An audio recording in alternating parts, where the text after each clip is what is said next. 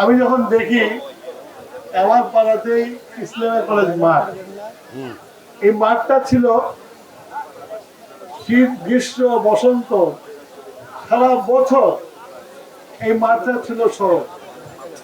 কখনো ক্রিকেট খেলা হচ্ছে, কখনো তোমার ফুটবল খেলা হচ্ছে, কখনো ভলিবল খেলা হচ্ছে, শীতকালে ব্যাডমিন্টন খেলা হচ্ছে, মানে খেলা আর খেলা আর খেলা ছিল।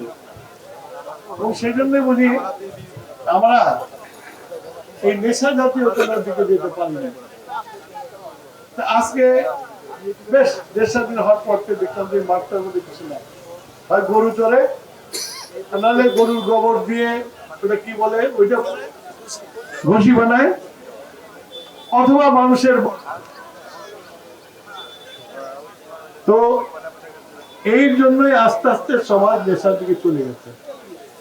এখন এখান থেকে ফিরতে হবে, একটা জেনারেশন কিন্তু আমাদের নেশার জন্য নষ্ট হয়ে গেছে।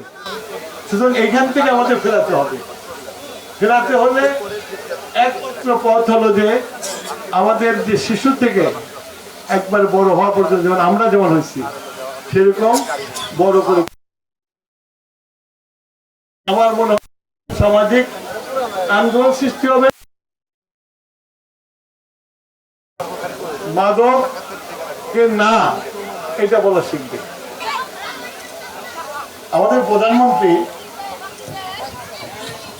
জনাব তারেক রহমান, উনি যেমন মাদকের বিরুদ্ধে